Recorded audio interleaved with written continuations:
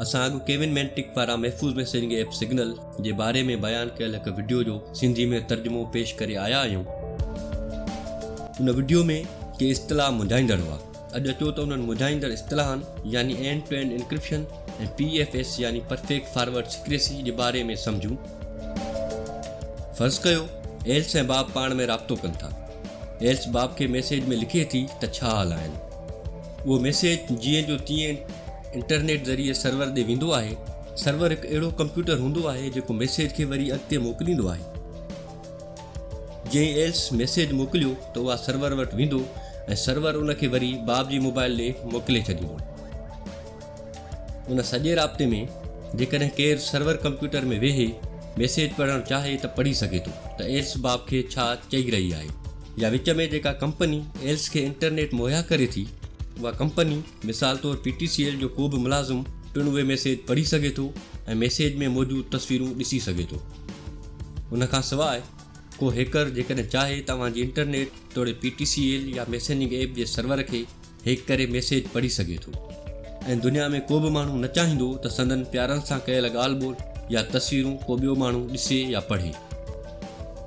उन लाइ कंपनियूं एंड टू एंड इंक्रिप्शन जो तरीक़ो इस्तेमालु कंदियूं आहिनि त जीअं केर बि विच में मैसेज न पढ़ी सघे। एंड टू एंड इंक्रिप्शन में जॾहिं एल्स मैसेज में लिखे थी त छा हाल आहिनि त उनखे एल्स जी मोबाइल में इंस्टॉल थियल ऐप पहिरीं मुख़्तलिफ़ अंगनि में तब्दील करे छॾींदी आहे ऐं पोइ अॻिते मोकिलींदी आहे। ऐं जॾहिं उहो मैसेज बाब वटि पहुचे थो त उन जे मोबाइल में इंस्टॉल थियल ऐप वरी अंगनि खे साॻे अखरनि में तब्दील करे छॾींदी आहे। मतिलबु एंड टू एंड इंक्रिप्शन में सर्वर तोड़े इंटरनेट मुहैया कंदड़ कंपनी या हैकर अगरि मैसेज ॾिसी बि वठे त उनखे पढ़ी नथो सघे त असुल में छा लिखियलु आहे। उहो एंड टू एंड इंक्रिप्शन जो हिकु सादो मिसाल आहे। अचो त हाणे एंड टू एंड इंक्रिप्शन खे वधीक गहराई सां सम्झूं त उहा कमु कीअं कंदी आहे। फ़र्ज़ु कयो अव्हां पंहिंजी मोबाइल में WhatsApp इंस्टॉल कयो था।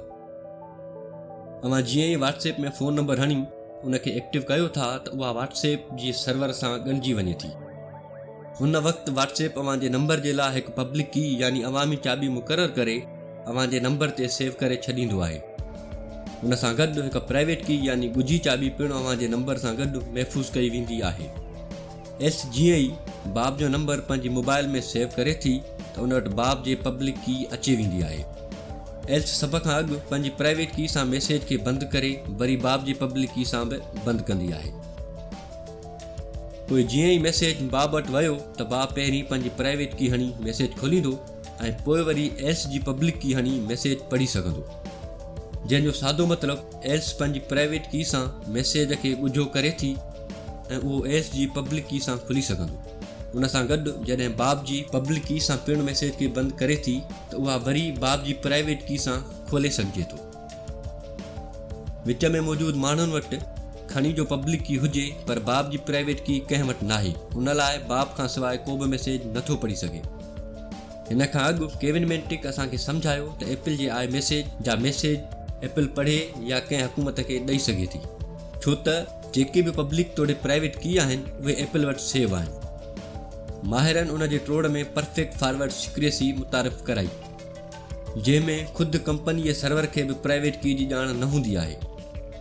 जीअं त WhatsApp हिकु क्लोज़ सोर्स ऐप आहे, उन लाइ पक नाहे त उहा PFS इस्तेमालु करे थी या न, पर सिग्नल हिकु ओपन सोर्स ऐप आहे ऐं असां सभु ॼाणूं था त उहा PFS इस्तेमालु कंदी आहे। जीअं ई अव्हां सिग्नल ऐप में नंबर हणी एक्टिव कंदा आहियो त उहा सर्वर सां ॻंढिजी वेंदी आहे। पोइ सर्वर प्राइम नंबर मॉड्यूलर ऐं मुख़्तलिफ़ अंग खणी हिकु प्राइवेट की ठाहे नंबर ते मोकिलींदी आहे। पोइ मोबाइल में सिग्नल ऐप प्राइम नंबर ऐं मॉड्यूलर साॻी रखे जेकी अंग आहिनि उन्हनि खे तब्दील करे छॾींदो आहे ऐं नई प्राइवेट की जोड़ींदो आहे ऐं पोइ सर्वर खे बि ख़बर नाहे पवंदी उहा प्राइवेट की कहिड़ी आहे। PFS जो हिकु उहो बि फ़ाइदो आहे त उहा प्राइवेट की हमेशह साॻी नाहे रहंदी। जीअं अव्हां ऐप बंदि कयो त उहा की बि ख़तमु थी वेंदी आहे ऐं जीअं ई अव्हां ऐप खे ॿीहर खोलींदा आहियो त ॿीहर नई की अव्हांखे मिलंदी ऐं अहिड़ी रीति जल्दी में की तब्दील करण सबबि सर्वर तोड़े विच में वेठल को इदारो या हैकर अव्हां जे मैसेजनि खे नथो पढ़ी सघे।